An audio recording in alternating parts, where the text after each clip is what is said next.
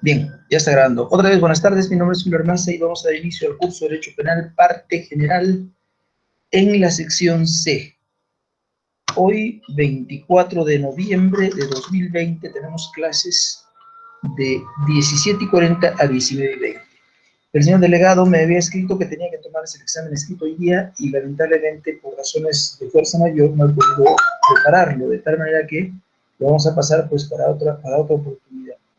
Quería tomar yo los exámenes, las evaluaciones continuas, pero el señor delegado me dice que no se han preparado, no hay problema, avanzamos un poquito el día de hoy, que para mí más fácil era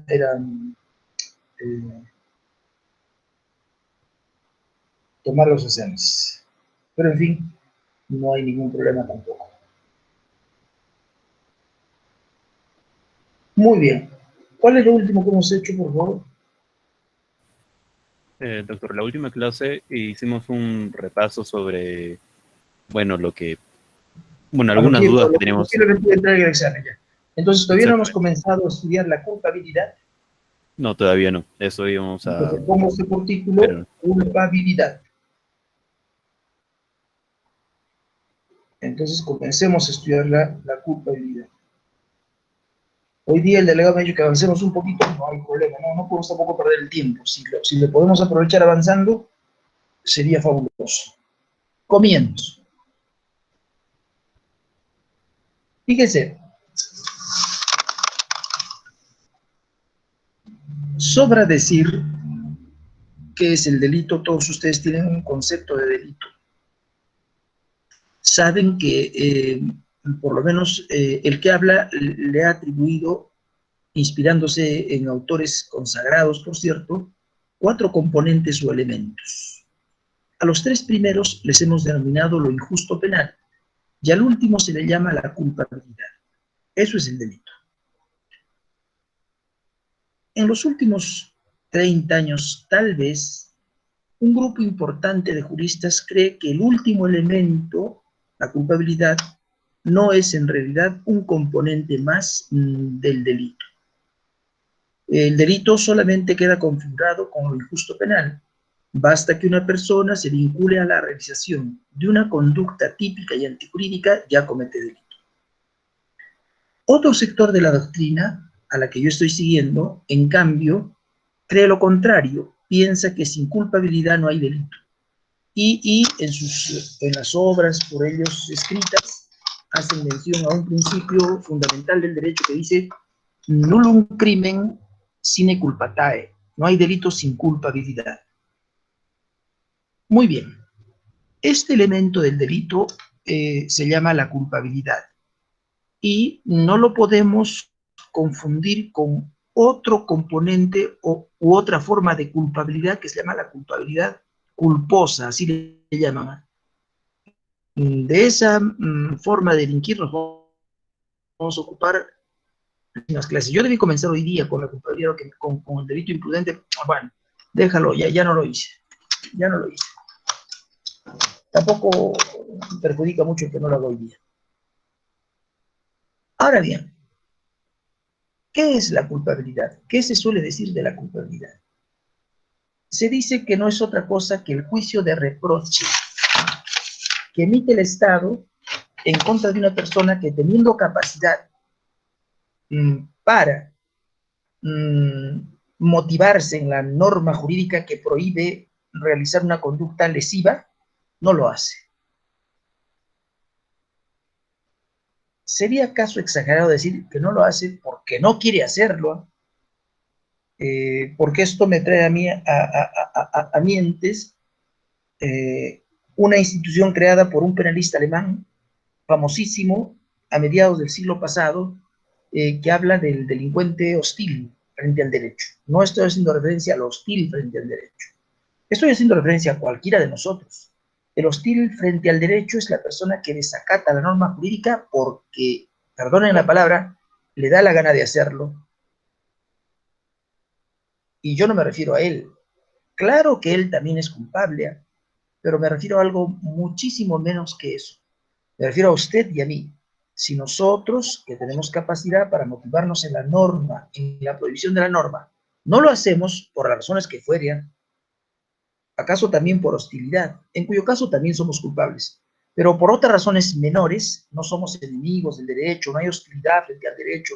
Simplemente nos apetece pues cometer el delito. Decimos, yo quiero hurtar ese televisor porque no tengo un televisor en mi casa y quiero darme el lujo de tener un televisor. Yo quiero hurtar un teléfono celular porque el mío ya está pues medio deteriorado y voy a hurtar uno nuevo. Ahí no hay ninguna hostilidad frente al derecho. No es que yo quiera desacatar la prohibición de la norma porque, perdón la palabra, me da la gana de hacerlo. No, no, no, no, no es así. Es que yo quiero lucrar con el bien ajeno, nada más. Bien. Entonces, fíjese, esa es la culpabilidad. Es el juicio de reproche que emite el Estado en contra de una persona que, teniendo capacidad para motivarse en la prohibición de la norma, simple y llanamente no lo hace. Pueda que no lo haga por hostilidad frente al derecho, no me interesa. Pueda que no lo haga simplemente porque no quiere, pero no es hostil frente al derecho. En ambos casos, ese señor es culpable. Muy bien.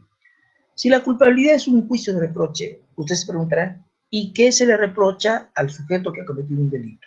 Contesto, se le reprocha lo injusto como algo suyo, y ya sabemos que lo injusto está integrado por la acción, por la tipicidad y por la antijuridicidad. Eso es lo que se va a atribuir al sujeto que delinque, lo injusto penal. Ahora, de todos los componentes de lo injusto penal, usted sabe que existe uno que es normativo. Lo hemos visto el semestre pasado.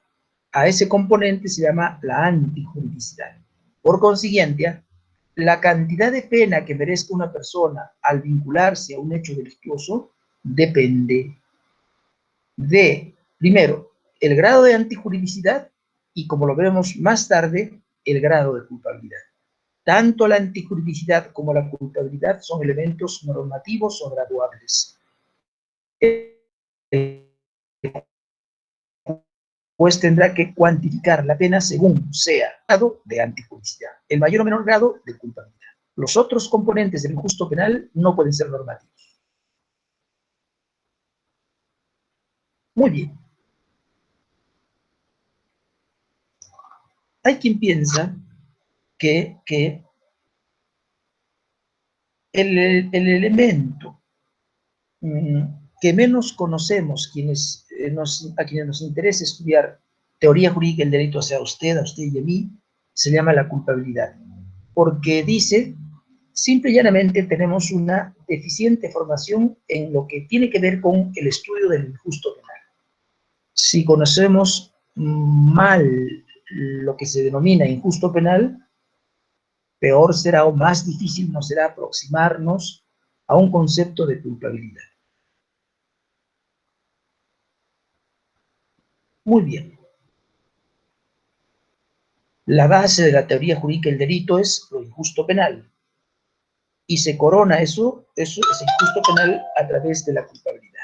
Depende cuánto dominemos, cuánto saber tengamos respecto a lo injusto penal para que podamos conocer una teoría de la culpabilidad o adoptar una de las tantas teorías de la culpabilidad que hay. Muy bien. ¿Qué teorías, profesor, hay de la culpabilidad? ¿Qué conceptos de culpabilidad se manejan? Mire, hay muchos conceptos de culpabilidad. A mí se me ocurre que para una formación de pregrado es más que suficiente saber que existe un concepto psicológico de culpabilidad y un concepto normativo de culpabilidad. El primero ha sido seguido en nuestro país hasta la década de los 80 del siglo pasado. O sea, 15 años antes que usted nazca. Hasta hace 15 años antes que usted nazca, en Perú todavía se defendía un concepto psicológico de culpabilidad. Los creadores del concepto psicológico de culpabilidad son, creo, Franz von Liszt y Ernest von Belling. De los dos hemos hablado en algún momento. Existe una teoría, la teoría Liszt, Belling, etcétera, etcétera, que se llama el causalismo naturalista, no lo sé.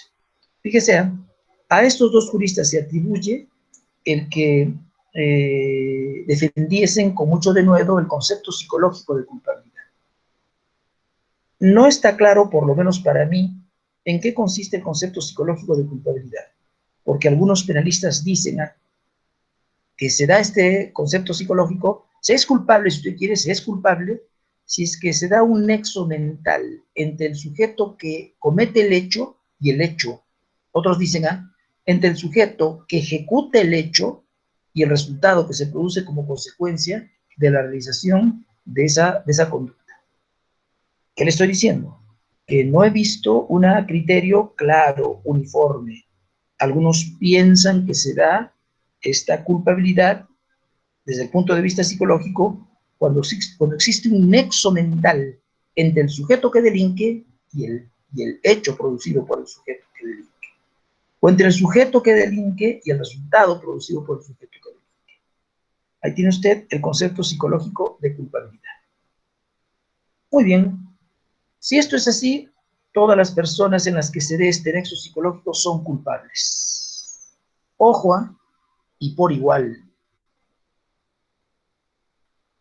Muy bien. Más tarde, y concretamente el año de 1907, un penalista alemán importante, ya ha sido traducido al español hace 15 años por lo menos, si no más, por un discípulo de Ribakova, estoy aludiendo, y por qué no mejor ya citando, a José Luis Guzmán de Álvora, un gran jurista, admirado por lo menos por mí. Fíjese usted, dice, bueno, en el estudio preliminar y en la obra misma pues, del autor, se llama Frank, se llama la autoridad Frank. Propone Frank que no es verdad, como postulaban y postulan los que siguen un concepto psicológico de culpabilidad, que la culpabilidad se da siempre y cuando existe un nexo mental entre el agente y el hecho, el agente y el resultado producido por el agente. No, no es verdad. Ya que bien podría darse ese concepto psicológico y ser inculpable, y ser no culpable, y merecer quedar exento de responsabilidad penal el sujeto que realiza esa conducta. Y pone 3 o 4 ejemplos. Yo me acuerdo de uno de ellos, ¿ya? Es el ejemplo que usted también ya conoce, porque lo he citado varias veces, de Carneades, de la tabula unus capax. 2 personas se encuentran asidas en la mitad del océano Pacífico por un único salvavidas. El salvavidas solo resiste el peso de uno de los dos. El primero A debe matar y quiere matar a B para salvarse. El segundo B quiere matar y debe matar a para salvarse. Sea que uno u otro mate, para Frank debe quedar exento de responsabilidad penal el que lo haga, pese a que al matar tenía perfectamente conciencia de lo que estaba haciendo. Pese a que al matar se dio en él un nexo psicológico. Entonces él dice, no entiendo cómo podemos defender el concepto psicológico de culpabilidad para decir que siempre que se dé este nexo mental hay culpabilidad, cuando con este ejemplo que estoy poniendo en mi libro estoy demostrando que aunque se dé el nexo psicológico no hay culpabilidad. Significa que es insuficiente el concepto psicológico de culpabilidad para resolver todos los problemas que nos va a plantear la realidad. Él, Frank, va a abandonar este concepto psicológico de culpabilidad. Y es a partir de 1907 que aparece la obra de Frank, ¿sí?, que los penalistas comienzan a seguir otro criterio, otra teoría. A esta segunda teoría se le va a llamar el concepto normativo de culpabilidad. Su creador es Frank. Punto aparte, pero no vaya usted a pensar que solo Frank. Detrás de Frank hay otros penalistas, hombres importantes que contribuyeron al desarrollo y la evolución del derecho penal. Yo me acuerdo ahorita de 2, seguramente que hay más. Uno es un judío alemán que se vino a América y murió en América, perseguido por Hitler, se llama, déjame acordarme, se llama, mira cómo me he olvidado. Bueno, el apellido sí lo sé, Goldsmith, ¿ya? Y el otro, James Goldsmith, ¿ya? James Goldsmith. Y el otro se llama, jóvenes, Bertolt, y ahora ve el apellido, Freudenthal. Esos 3 señores, creo que los 3, acaso haya más personas de ese nivel, ya, pero yo creo que los 3 tienen un gran nivel. Esos 3 juristas europeos, alemanes, después de 1907, el primero en 1907, y el último, Freudenthal en 1922, van a consolidar en Europa y sus influencias van a llegar a América Latina por medio de varios juristas. Uno, Goldsmith, que vivió en Buenos Aires, él se vino a América, le dije, y dos, Jiménez de Azúa. Bueno, Jiménez de Azúa va a difundir el concepto normativo de culpabilidad. A ellos se les debe la creación de este concepto normativo de culpabilidad, que sería pues contrario al concepto psicológico de culpabilidad de List y de Dale. Muy bien. Profesor Julio, ¿qué ventajas nos daría seguir un concepto normativo de culpabilidad? A mí me parece que hay una o dos ventajas interesantes que no pueden pasar desapercibidas para usted. Primera ventaja, que se resolvería con el concepto normativo de culpabilidad el problema del estado de necesidad exculpante en el que entran en conflicto dos bienes jurídicos de igual valor, y que yo he recordado citando el nombre de Carneades. Dos personas que se encuentran en la mitad del Océano Pacífico, cogidas de un único salvavidas. Ahí se da un nexo psicológico, pero no hay culpabilidad. Entonces, nos va a permitir resolver ese y otros casos análogos. Segundo, a ver, un análogo, profesor. Yo no sé, pues hay varios. Uno, se me ocurre, usted, A y B, están asidos de una única soga, ¿sí? Pretendiendo ascender al Misti, al Chachani, al Pichu Pichu. Usted que está en la parte superior se ha percatado que la soga se está rompiendo. No le queda otra alternativa que coger un cuchillo y cortar la soga por debajo de sus pies, matando a su compañerito que está también ascendiendo con usted, ¿sí? Asido de la misma soga. Aquí no va usted a negar que existe un nexo psicológico. Aquí no va usted a negar que usted sabe perfectamente que rompiendo la soga por la parte inferior va a matar a su compañero. Y tampoco va usted a negar que no quiere usted matar a su compañero. A pesar de ello, a pesar de darse ese nexo psicológico, propone Frank, tendríamos que absolver a la persona que se involucre en este tipo de conductas, porque el concepto psicológico de culpabilidad no resuelve los problemas vinculados con la teoría jurídica del delito. Primera razón por la cual habría acaso que animarse a estudiar este concepto normativo de culpabilidad. Segunda razón, porque según la teoría o el concepto psicológico de culpabilidad, basta que se dé este nexo mental entre la gente y el hecho que él realiza para que le atribuyamos el delito porque es culpable. Basta. Y todos somos igualmente culpables si se dé ese nexo mental o psicológico. Y sea, el concepto normativo de culpabilidad va a decir que eso no está bien. Le va a decir que hay tantos conceptos de culpabilidad, bueno, no lo dicen así, pues no sé, yo soy un vulgar torpe, hay tantos conceptos de culpabilidad cuantos habitantes hay en el planeta Tierra. Dado que somos casi 8.000 millones de habitantes, acostúmbrense a pensar que hay 8.000 millones de conceptos de culpabilidad. La sentencia condenatoria tiene que adecuarse a todas esas clases de culpabilidad. Si dos hermanos gemelos cometen un homicidio, cada uno, claro, habiendo acordado perpetrarlo, y uno mata a una hermana gemela y el otro a la otra hermana gemela, porque los dos hermanos gemelos son novios de las dos hermanas gemelas, uno tiene que ser más culpable y otro tiene que ser menos culpable, porque depende de innumerables condiciones o circunstancias para ver cuál de ellos es más o menos culpable. Sobre esas circunstancias hemos hablado además el semestre pasado cuando analizamos los artículos 45 y 46 del Código Penal. ¿Qué le estoy diciendo? Que mientras que según el concepto psicológico de culpabilidad, la culpabilidad no es graduable, según el concepto normativo de culpabilidad, la culpabilidad sí es graduable. Se puede aplicar de ella un más o un menos. Las personas somos más o menos culpables. Algunas son más culpables, otras son menos culpables. Punto aparte.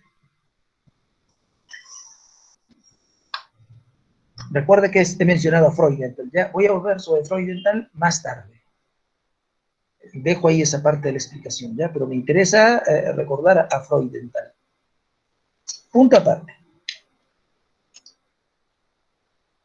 ¿Qué otros conceptos de culpabilidad se maneja en derecho penal?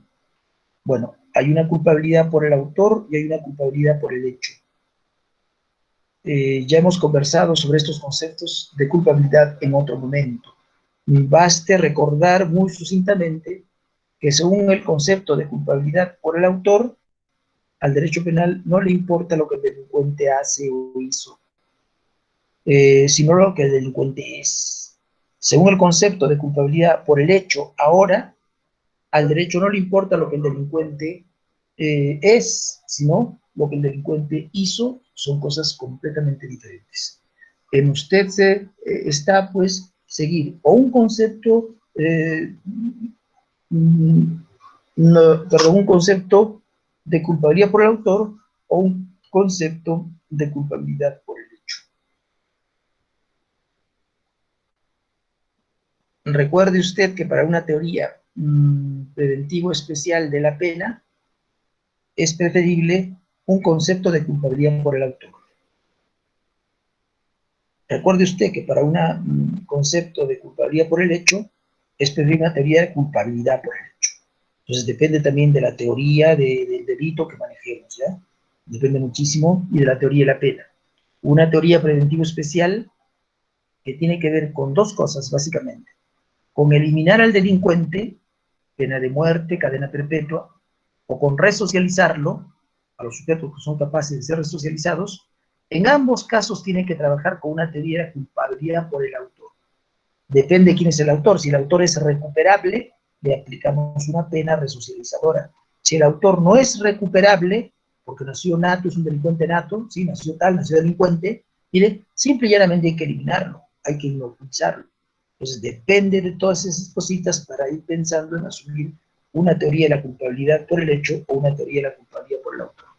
Si le interesa mi opinión, a mí me parece que hay que seguir una teoría de la culpabilidad por el hecho. Ojo, no piense que eso es lo último que hay en doctrina, el concepto psicológico, el concepto normativo, la culpabilidad por el autor, la culpabilidad por el hecho.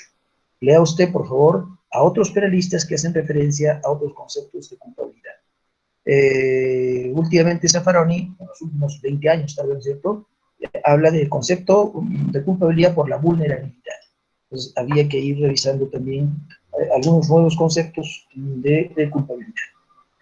Punto aparte. ¿Cuáles son, profesor, los componentes o elementos de la culpabilidad? Recuerda que la acción tiene elementos. 1, la realización de un movimiento corporal. 2, la capacidad para controlar ese movimiento corporal. 3, no me acuerdo la finalidad, no lo sé. La tipicidad tiene componentes o elementos. Unos son objetivos, otros son subjetivos. La anticuriosidad tiene que tener componentes o elementos. La culpabilidad también tiene que tener sus componentes o elementos. Mira, en términos generales podríamos decir que los componentes de la culpabilidad son los que vamos a mencionar a continuación. Primero, la capacidad para responder por nuestros actos. A eso en derecho penal se le suele llamar la imputabilidad. Y su contrario sería, pues, la inimputabilidad.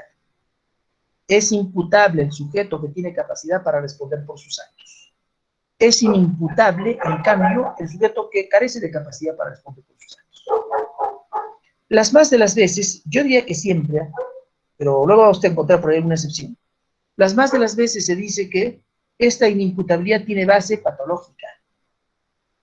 Si esto es así, no pueden responder por sus actos los locos, los retardados mentales, las personas que han bebido muchísimo licor, no sé si también si se han drogado ya, porque no he estudiado el tema de la drogadicción como muy grosso modo, también muy humildemente, ¿no? El de la ebriedad. Sé, por ejemplo, que el que bebe muchísimo licor puede llegar a una etapa, un estadio que se llama el de delirium tremens. Allí pierde la conciencia, la anticuricidad y se convierte en una máquina de matar si quiere matar. Y más tarde, cuando recupere la conciencia, ni siquiera se acuerda qué cosa es lo que ha hecho. Bien, fíjese, todos estos casos tienen base patológica. Yo no sé si enteramente tengan base patológica, porque yo no soy médico.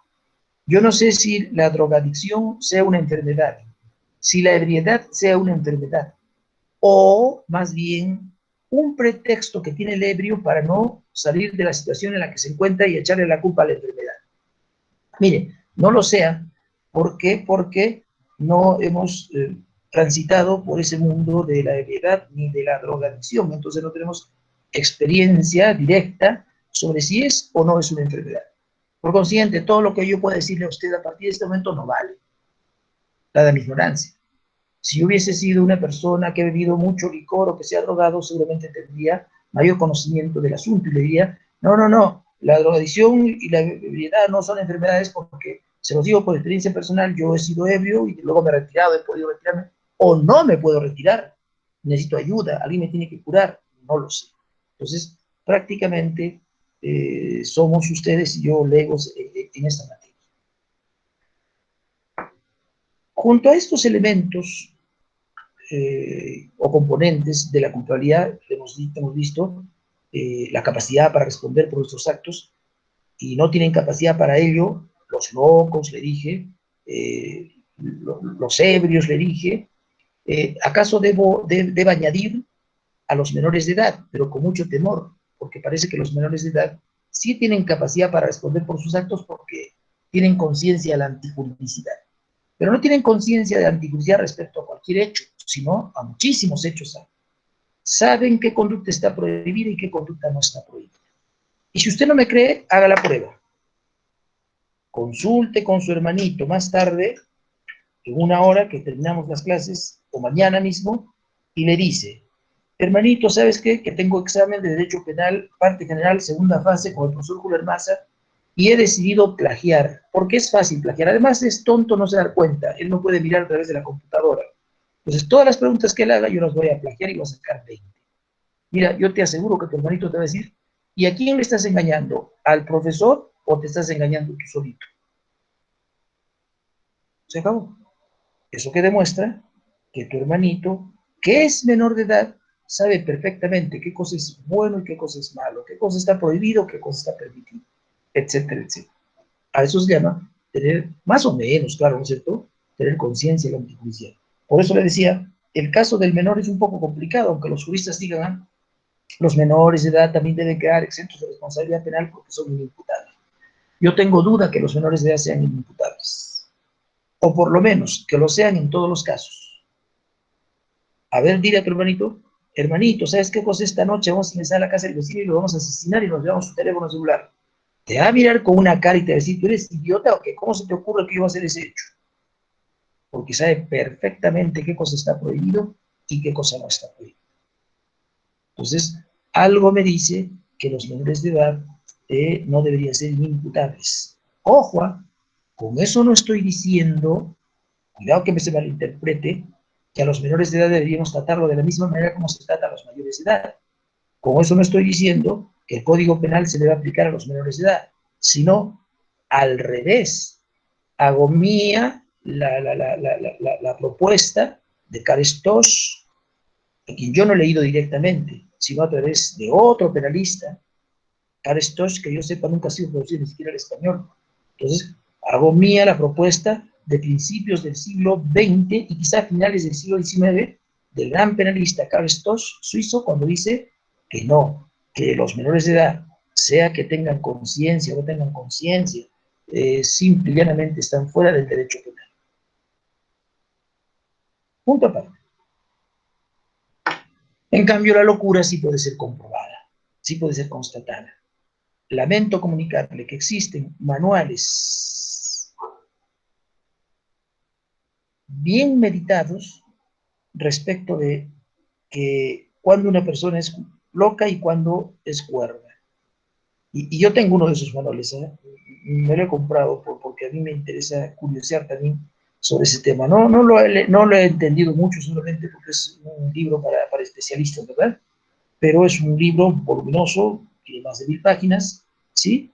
Publicado, si la memoria no me traiciona, por la Organización Mundial de la Salud, y ahí le va a indicar a usted cuáles son las patologías vinculadas a la locura y cuáles son los indicios que nos llevan nos hace suponer que esa persona se encuentra vinculada a la locura.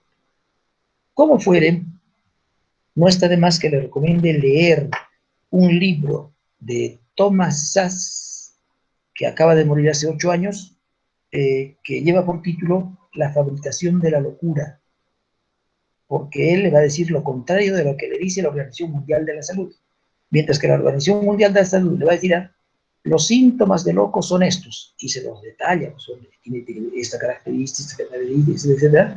Thomas Szasz va a decir, la locura no existe. Los psiquiatras se han inventado a los locos para tener en qué ocuparse y en qué trabajar. Imagínense que se acaben los locos. Esto también me trae a la memoria un autor penalista alemán, Jeschek, sobre eso decía Jeschek.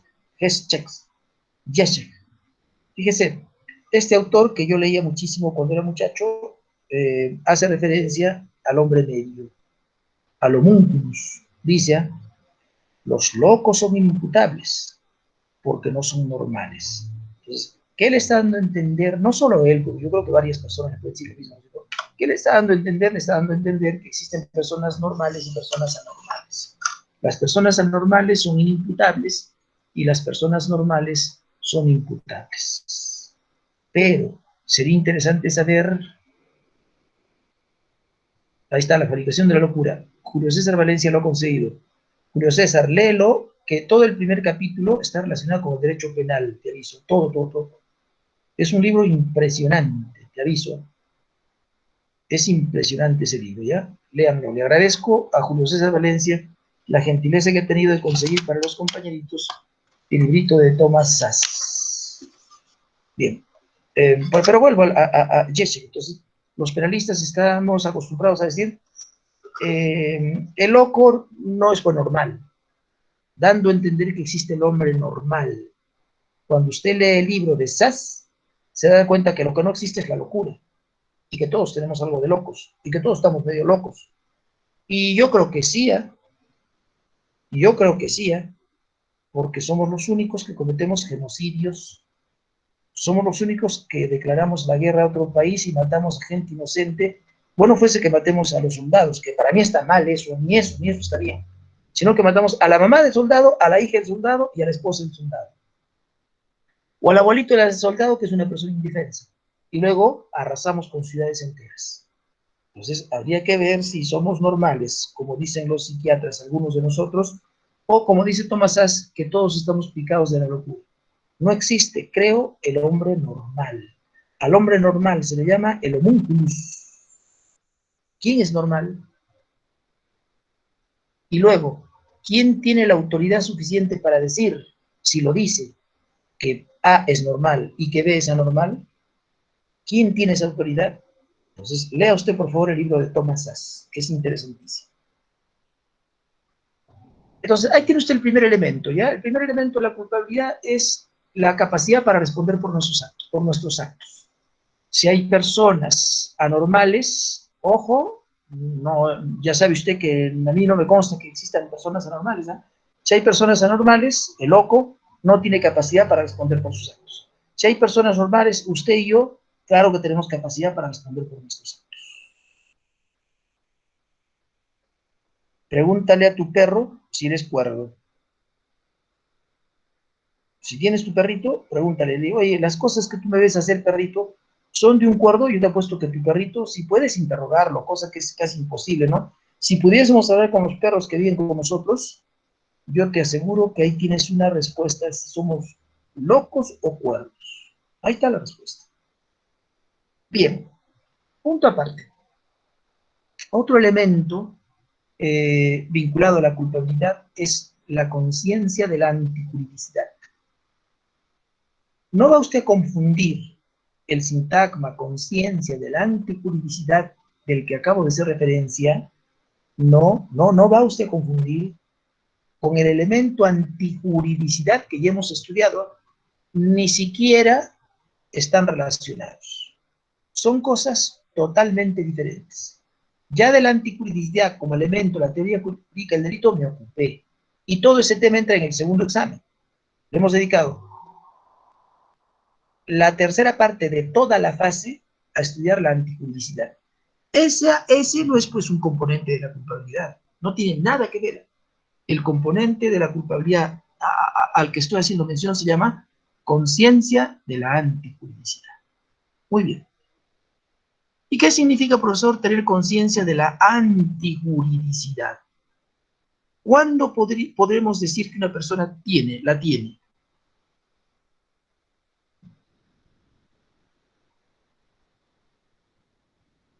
Veamos. Aquí los penalistas tampoco se han puesto de acuerdo. Mira, nunca nos podemos poner de acuerdo, nunca se ponen de acuerdo los penalistas, ¿verdad? Eso significa que el derecho penal está pues en pleno proceso de evolución. Y siempre va a ser así. Fíjese,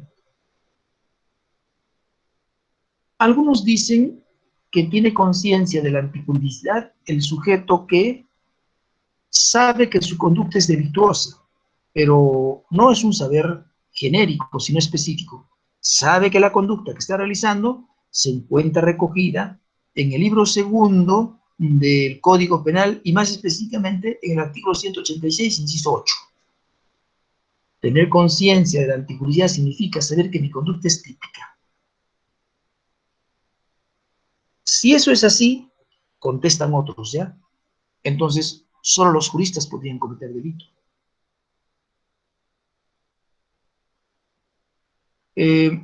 Los profesores de Derecho Penal, el que habla, por ejemplo, solo conoce pues 5 o 6 artículos del Código Penal. Por eso, uno, no es jurista, y dos, por eso no tendría conciencia de la antijuridicidad.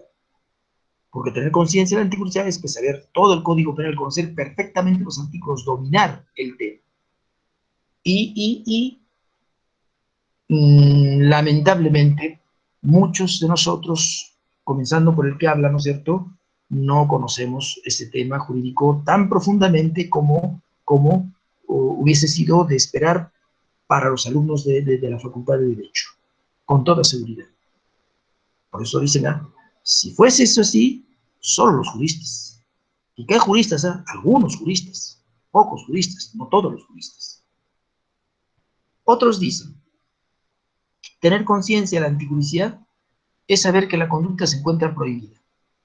Pero no pues exactamente por tal artículo y tal inciso del Código Penal, sino simplemente por alguna ley, por alguna parte del ordenamiento jurídico vigente en el país. Ejemplo, todos nosotros sabemos que traficar con drogas es delito, aunque no sepamos si esa prohibición se encuentra en la Constitución, en el Código Civil, en el Código de Tránsito, en el Código Penal o en una ley extravagante que no forma parte del Código Penal.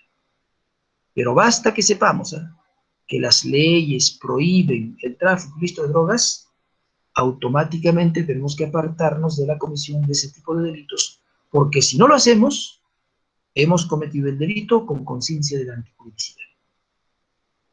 Tener conciencia de la antijuridicidad no significa conocer el artículo, el inciso exacto del Código Penal que prohíbe la conducta. Significa simplemente conocer que habrá algún cuerpo legislativo, puede ser la Constitución, pero ¿cómo se te ocurre decir la Constitución? ¿Acaso la Constitución contiene delitos y penas? ¿Cómo que no? ¿Qué le pasa a usted? A ver, lea usted el 140. El 140, jóvenes, de la Constitución recoge la pena de muerte. Hay precepto y hay sanción. Yo no alcanzo a entender cómo en una Constitución puede haber un artículo que contenga un precepto y una sanción. Pero es así. Eso debería estar por un Código Penal, pero no está en un Código Penal. Y no es el único artículo. Hay más artículos de la Constitución que tienen precepto o sanción, o no me acuerdo, pero ojo, pero es tan desordenada la Constitución que parece un Código Penal en algunos artículos, digo, evidentemente que es lo excepcional. Cuando usted sabe perfectamente que un país verdaderamente organizado, donde reine la técnica legislativa, todos los delitos y las penas se encontrarán por el Código Penal. Y si no es posible que esté en el Código Penal, por lo menos en leyes penales especiales, que son las famosas leyes extravagantes. Vuelvo a lo anterior.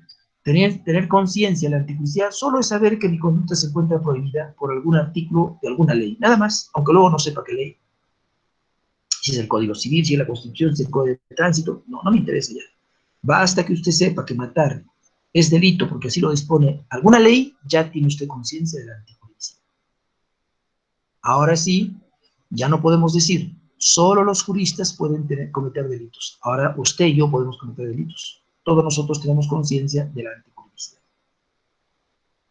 Muy bien.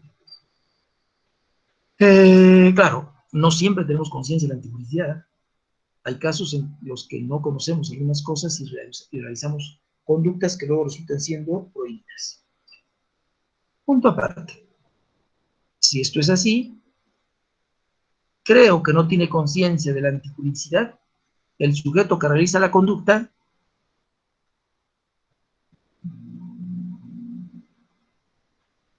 sabiendo que se encuentra prohibida por la ética o por la religión.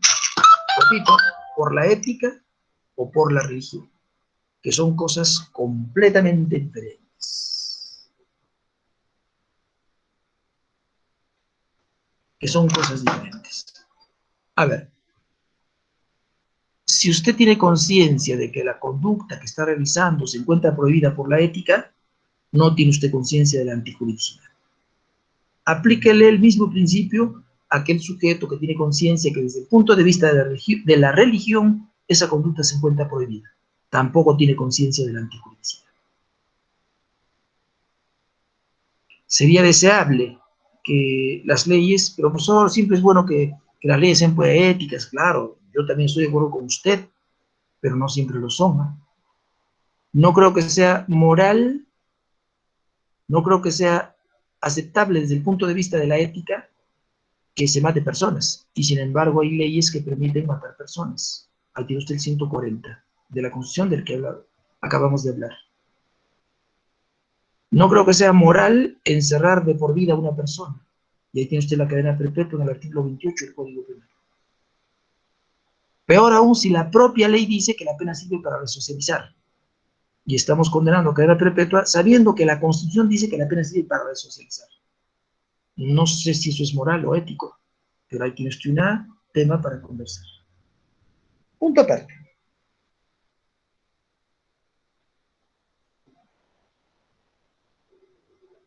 Otro componente de la culpabilidad, ya conocemos dos componentes, ya el primero se llama la conciencia de la antijuridicidad.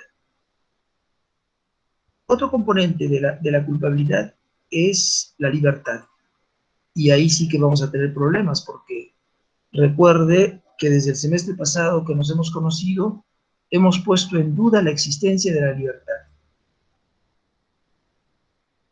Por eso los penalistas se han dividido en dos. Seguramente que hay más, en tres, en cuatro, no lo sé. Básicamente en dos. Aquellos penalistas que creen que el hombre no es libre y por ende proponen suprimir el elemento culpabilidad de la teoría jurídica del delito, y aquellos penalistas que creen que el hombre es libre. Estos últimos van a ser tildados de metafísicos, porque el derecho penal sí es una ciencia como la medicina o la física, trabaja con cosas, temas o instituciones tangibles, medibles, cuantificables, y la libertad no es ni tangible, ni medible, ni cuantificable, ni nada. Es más, se dice que no existe la libertad. Y nosotros los penalistas decimos, no, pero el hombre es libre. Bien. Bueno, Zaffaroni y Rivacoba, para estar dos penalistas que yo sigo muchísimo, sin embargo, creen que la libertad existe. Y Rivacoba llega incluso a decir, según lo habíamos visto el semestre pasado, que por lo menos el hombre, usted, se siente libre y actúa en consonancia con ese sentimiento y quiere que lo traten en consonancia con ese sentimiento. Que si el que habla pensase que usted no es libre, estaría atentando contra su dignidad de hombre libre y cosificándolo y reputándolo como un animal no humano, como una cosa, que si es animal se moverá, pero se mueve porque alguien lo obliga a moverse de una u otra manera. Y si es cosa, bueno, todos lo han instrumentalizado completamente usted. Entonces, eso me hace reflexionar, me hace pensar, me hace suponer que no estará demostrado que el hombre sea libre, pero estamos condenados a suponer que es libre por las razones que acabo de explicar. Y por eso, un componente de la culpabilidad es la libertad. Prueba de ello es que en algún momento nos vamos a ocupar del delito de coacciones o de un elemento negativo de la culpabilidad que tiene que ver con las coacciones, las amenazas. Si pistola en mano, en este momento, yo frente a usted le colocase un arma en la cabeza bajo amenaza de matarlo, si es que usted no hurta o no roba o lo que fuere, miren, estoy seguro que va usted a hurtar o robar si quiere salvar su vida. Su capacidad para autodeterminarse, o sea, la libertad, su capacidad para autodeterminarse realmente está restringida. Usted está que quiere y no quiere hurtar, pero va a tener que hacerlo, le guste o no, si no lo mato. Entonces, la libertad creo que sí es un componente de la culpabilidad. ¿Cuáles son los componentes de la culpabilidad hasta aquí? Que hemos analizado muy someramente. La capacidad para responder por nuestros actos. Ahí tiene usted uno. La libertad. Ahí tiene usted dos. La conciencia de la antijuiciedad. Ahí tiene usted tres. En todos aquellos casos en los que el agente, primero, no tenga capacidad para responder por sus actos, lo va usted a declarar inculpable. No actúe libremente, lo va usted a declarar inculpable. Carezca de conciencia la antijudicial, lo va usted a declarar inculpable. No puede responder penalmente en los tres casos. Esos son los elementos o componentes de la culpabilidad.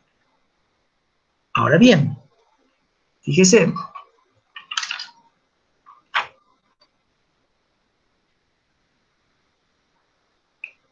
así como hay elementos negativos en la acción, en la tipicidad y en la antijudicialidad, en la culpabilidad también tiene que haber elementos negativos. De concurrir algunos de ellos o alguno de ellos, se elimina la culpabilidad. Los penalistas suelen hacer lo siguiente. Vamos a distinguir, dicen, aquellos elementos negativos de la culpabilidad que concreta o específicamente eliminan la capacidad para responder por nuestros actos, agrupándolos bajo el nombre genérico de causas de inimputabilidad. Ahí tienes tu primer grupo.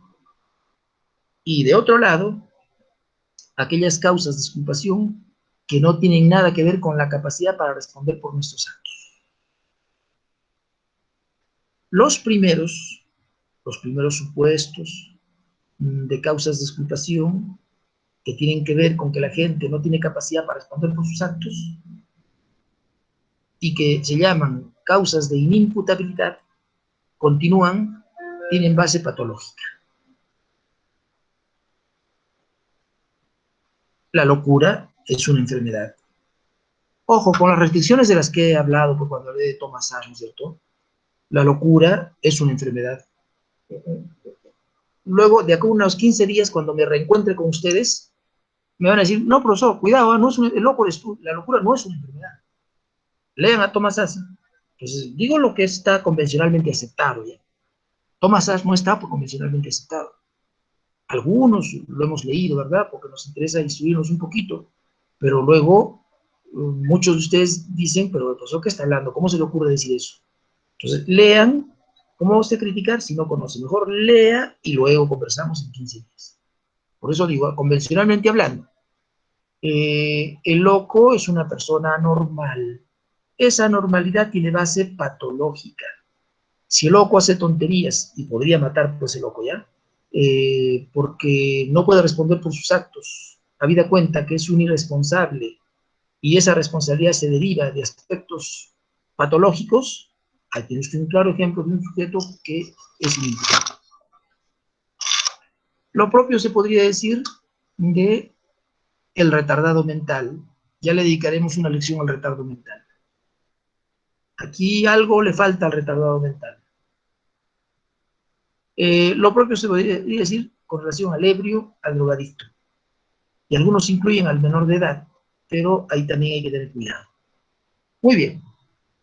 Otros elementos negativos de la culpabilidad son el error de prohibición, la determinación culturalmente condicionada. Zaffaroni le llama de otra manera, le llama el error de comprensión culturalmente condicionado, así le llama ya.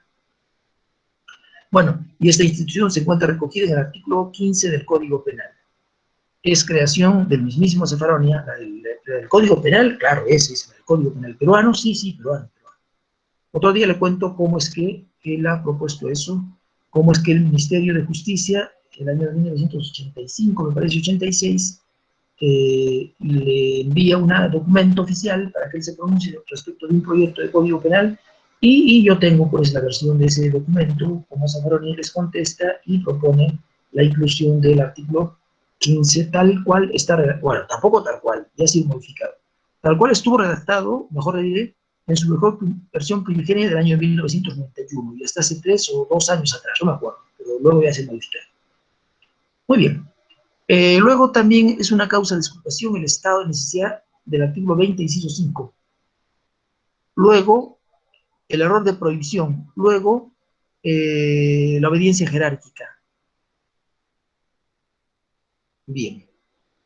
Todas estas causas de exculpación de las que acabo de hablar no tienen base patológica. Y sin embargo, todos los penalistas están de acuerdo en que debe quedar exento de responsabilidad penal el sujeto que obra constreñido, o por lo que te he mencionado, ¿no es cierto? El miedo insuperable, no sé qué más te dije, el estado de necesidad, el error de prohibición, la determinación culturalmente condicionada, no sé, te hablé de un montón de cosas. Bien. ¿Y cuál es la base, profesor? Porque yo entiendo que deba quedar exento de responsabilidad penal el loco sobre esa base patológica. Un médico legista informará pues al juez, al fiscal, y dirá, pero está comprobado que el señor es loco y no tiene conciencia de la antijusticia, y que el loco, a diferencia de usted y del que habla, vive en dos mundos. En cambio, tú y yo vivimos en un solo mundo. Él tiene el mundo de sus ideas, sus imágenes que no existen, y escucha voces de personas que no existen y voces que tampoco producen sonido alguno, no lo sé. Entonces, hay una voz que le ordena matar, y este sujeto que cree que existe, que esa persona mata y cumple con la orden, no lo sé. Entonces el asunto es mucho más complicado. Mira, y las otras causas de ocupación que no tienen base patológica, ¿dónde reposan, profesor? ¿Cuál fue la base? Le contesto. Es bien complicado lo que voy a contestar. Algunas de estas eximentes tienen como base la no exigibilidad de otra conducta. Ejemplo, el estado de necesidad culpante.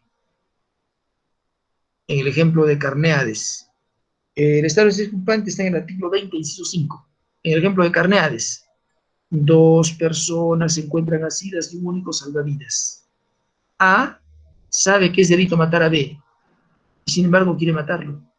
Y cuando lo haga, cuando lo mate, va a quedar exento de responsabilidad penal, aunque usted y yo sepamos que tuvo conciencia de la antijuridicidad.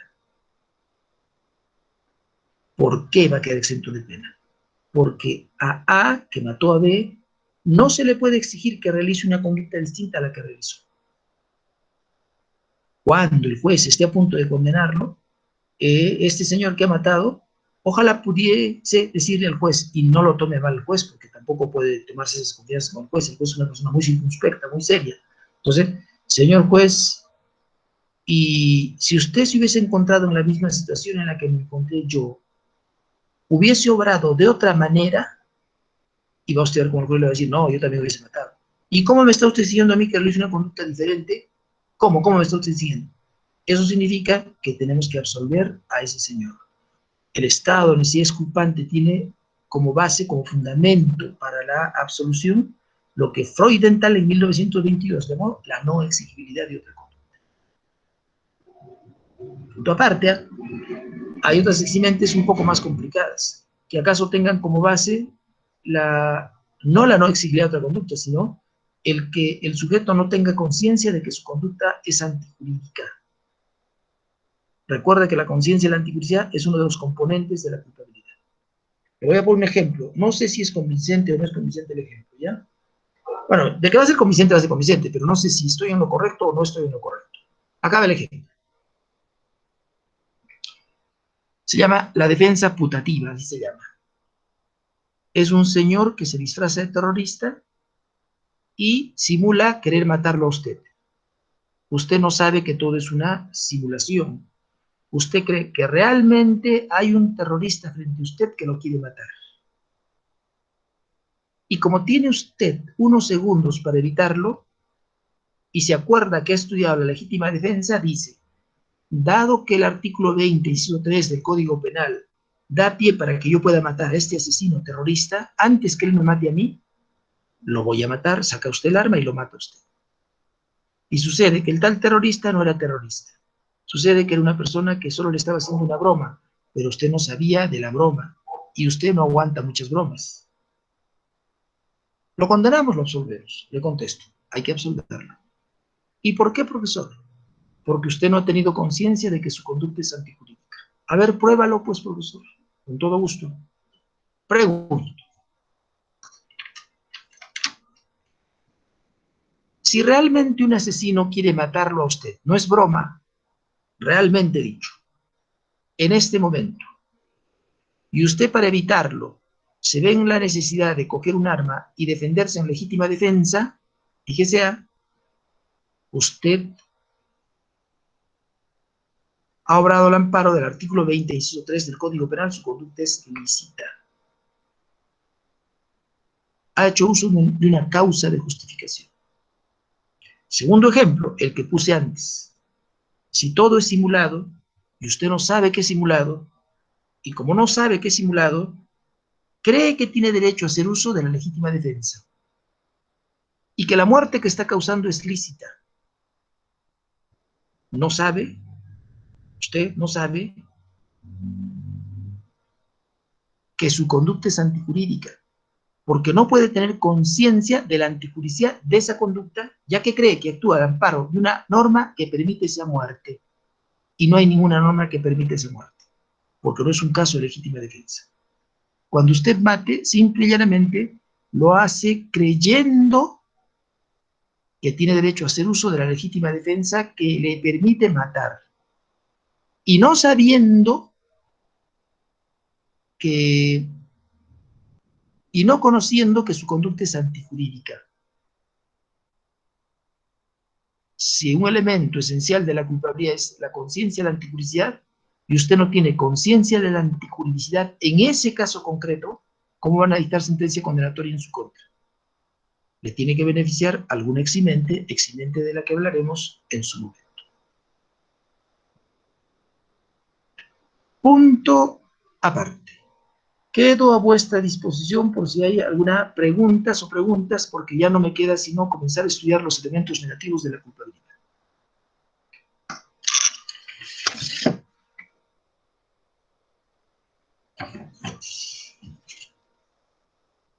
¿Alguna pregunta, amigos?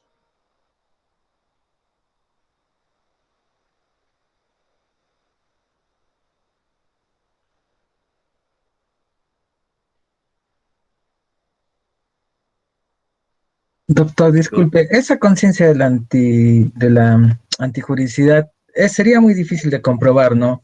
Porque si, digamos, uno puede tener verdaderamente conciencia de la antijuricidad, pero para salvarse de ese eximente podría decir que desconoce, ¿no? Le contesto. Se podría dar el caso. Sí, no lo sé, no lo sé. Ahora le contesto con todo gusto. Mire, fíjese usted, primera parte de la respuesta. No le debe importar mucho a un estudiante del curso de Derecho Penal Sustantivo si eso se puede comprobar o no se puede comprobar fácilmente o difícilmente, porque el curso no es de Derecho Procesal Penal. Primera parte, ¿eh? O sea, tampoco sea la cuestión de Estado, señor Ticona, tampoco está complicado, profesor, porque ahora, ¿cómo comprobamos? No lo sé, Pujito, porque su profesor de Derecho Procesal Penal le va a enseñar eso a usted. Yo no tengo por qué enseñarle a usted cómo se prueban las cosas, porque no es un curso de Derecho Procesal Penal, es un curso de Derecho Penal. Mira, los profesores nos acostumbramos mal y mal acostumbramos a los alumnos. Si yo cuando era estudiante eso hacían conmigo, mira, yo nunca me he olvidado de eso. Un profesor de derecho penal no puede pues, estar llevando casos, expedientes, que hagamos la denuncia, que los requisitos del auto, que así se resuelve en el juzgado, que esta es la... Pero como eso no es pues, derecho penal, material, eso se llama derecho procesal penal. Le estoy estafando, yo no estoy explicando el curso que a mí me han asignado. Yo estoy explicando otra cosa. Para mí es fácil decir, vamos a ver casos, hay un caso que tengo un expediente. Bien, ¿qué le parece la denuncia? Y comenzamos, interesante, profesor. Y a ver, ustedes ensayen cómo contestarían esa denuncia o cómo harían la denuncia. Te apuesto que tú me adorarías, Ticona. Tú dices, ya sé hacer denuncias gracias a mi profesor, ya estoy a punto de ser abogado, conozco perfectamente. En el fondo le estoy engañando. Entonces, ¿cómo se prueba? ¿Cómo se tramitan? Eso no me interesa. No lo sé, Ticona. No sé, no me interesa. Eso no es mi curso. Primera parte. Segunda parte. ¿Por qué se preocupa usted tanto? Voy a la segunda parte. Tú me dices, profesor, pero ¿qué pasa si el sujeto dice yo no tenía conciencia de la antipublicidad? ¿Y por qué se preocupa usted tanto? Que lo diga, pues, Ticona, que lo diga. ¿Para qué se preocupa usted? Una cosa es que lo diga y otra cosa es que lo pruebe. En derecho, quien alega algo tiene que probarlo. Usted no puede decir, yo maté en legítima defensa. El juez le dirá, pues no, el juez y el fiscal le va a decir, pruébalo, pruébalo. Si usted lo prueba, es que mató por legítima defensa. Si usted dice, yo no tenía conciencia de la antijusticia y lo prueba, y eso no es parte del curso de Derecho Penal sustantivo, que es lo que yo enseño, ya su profesor le explicará cómo se prueba eso. Y lo prueba, es que no tuvo conciencia de la antijusticia. Si no tuvo conciencia de la antijusticia, ¿cómo lo vas a condenar? Tiene usted que absolverlo, porque hemos visto que un elemento o componente de la culpabilidad es la conciencia de la antijusticia. Punto aparte. Luego no es difícil. Mira, ya le he puesto yo un ejemplo, le he dicho, si realmente se disfrazó de terrorista y usted como fiscal Ticona ha investigado profundamente el hecho y las circunstancias en que se perpetró y ha reconstruido en su cabecita la escena del crimen, y usted dice, si realmente un sujeto hubiese ingresado por aquella puerta con la hoz, el martillo, una capucha, no sé cómo se llama, una escopeta, además, una pistola, una carabina, y anoche me hubiese llamado a mí diciendo que me iba a matar porque es el luminoso, y yo lo he visto al día siguiente frente a mí, ¿cómo no voy a creer que es un terrorista? Obviamente que cualquier persona cree que es un terrorista. Y si se acerca a usted amenazadoramente, incluso dispara con balas de salva que no funcionan, que no matan, pero sí producen sonido, no lo sé. Obviamente que usted, pues, Ticona, cree que ese es un terrorista y que está a punto de morir. Si cree usted que está a punto de morir y que la única forma que tiene para evitar ser muerto es disparándole y le dispara, estoy seguro, Ticona, que usted no ha tenido conciencia de la antijusticia. Entonces tampoco es asunto difícil, ¿eh? Ahora, pruebas, ya pues su profesor de procesal penal le va a explicar. Imagínese que yo no debo meterme a hablar de su mira cómo me haces hablar, Ticona. Imagínese que en la habitación donde usted, puede ser el salón de la Universidad de San Agustín, ¿ya? En la Universidad de San Agustín usted sabe que hay cámaras, que todo lo filman, ¿no es cierto? Imagínese que yo le ataque a usted en el patio y una cámara esté filmando la escena. Ahí tiene usted, Ticona, la prueba de cómo es que usted, como cualquier persona, pensó que el sujeto que se acercaba de manera harto complicada, amenazándolo con palabras y hechos, no lo sé, y disfrazado de terrorista y con la pistola y el pasamontañas y la olla y el martillo y todo lo que usted quiera, todo lleva a pensar que es un terrorista. Ojo, aunque luego no lo sea. Usted tiene que quedar exento de responsabilidad penal si obró convencido que hacía uso de la legítima defensa.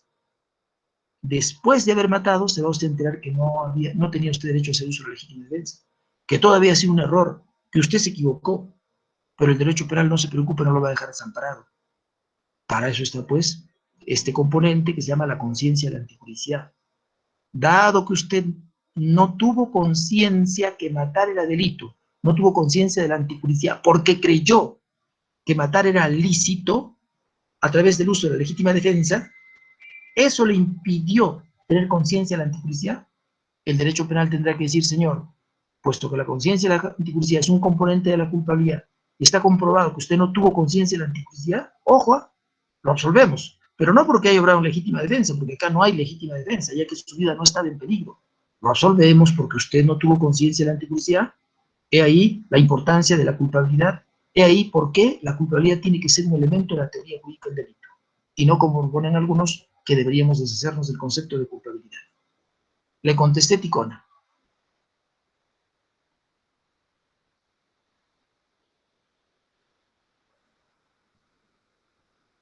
Bien, ¿algún otro comentario, mis amigos? Doctor, una consulta, buenas noches, perdón. Dígame.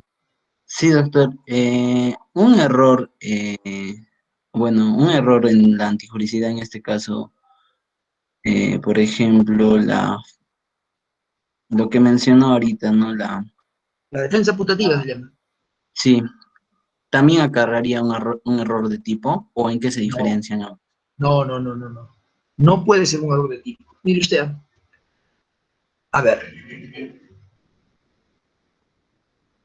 En el error de tipo se desconoce uno de los elementos esenciales, de los elementos objetivos del tipo penal. A esto le vamos a llamar la próxima clase error de prohibición. Aquí el error no recae en el hecho, recae en el derecho. Ojo, lo que le acabo de decir tampoco lo va usted a notar con puntos y comas y creerme enteramente. ¿Por qué? Porque yo le voy a demostrar en la próxima clase que antes de la vigencia del Código Penal de 1991, distinguíamos, o mejor, vinculábamos al error de tipo que no existía en el Código del 24, pero había pues doctrina ya, al error de tipo con el error de hecho y al error de prohibición con el error de derecho. Fíjese, hay errores sobre los hechos que son errores de prohibición. Un ejemplo, este de la defensa putativa del que hablaba hace unos instantes. Escúchame, Araujo, usted cree que lo estoy atacando, usted cree que soy una terrorista, usted cree, y hay un hecho que estoy ejecutando yo simulando ser terrorista para que usted se muera de miedo, porque es una broma pesada que le quiero hacer. El error está recayendo sobre el hecho, pero no es un error de tipo. Sobre el hecho que está cometiendo una persona que simula ser un terrorista y que usted está apreciando como terrorista, pero que no es un terrorista. Ahí hay todo un tema. Yo creo que en la próxima clase vamos a comenzar a estudiar el error de prohibición. Hasta ahí llega mi explicación, Arián. Sí, doctor, muchas gracias. Un comentario que quisiera hacer. Dígame. Lo que he entendido más o menos, no podría ser igual, no podría arrastrar, porque en el error de tipo es más que todo objetivo, ¿no? En el derecho, es decir, no se subsume la conducta en el tipo penal, ¿no? En Claro, cómo está literalmente la norma. Más por el contrario, aquí ya hay elementos objetivos en el que yo me estoy confundiendo, ¿no? Es lo que yo... Totalmente de acuerdo. Pero tiene usted razón, pues, joven Arián, es como usted dice, es como usted dice. En el error Entonces, de tipo no hay tipicidad. En el error de prohibición hay acción, hay tipicidad, hay antiguricidad. Lo único que va a faltar es la culpabilidad. Está usted razonando correctamente. muchas gracias, doctor, por la explicación. Muy bien. Bien, jóvenes, yo creo que nos quedamos ahí, continuamos. A ver, ¿cuál es el programa, joven delegado? El jueves tenemos ¿qué cosa? El día jueves y viernes tenemos evaluación continua oral. Ya. No se olvide de enviar un mensaje, por favor, recordándomelo. Ya, profe, no te olvides que hoy es evaluaciones continuas. ¿Y cuándo es el examen escrito? El próximo martes. ¿Y qué cae el próximo martes? Tenemos tiempo todavía, ¿no? Estamos... no hay prisa. Sí, no hay prisa, porque tenemos hasta el 4 de diciembre, que es el viernes 4, y el martes, que es el martes 1 de diciembre. Ya está, no hay problema. En eso quedamos, jóvenes, estamos en contacto, nos vemos el día jueves. Chao. Hasta luego, doctor.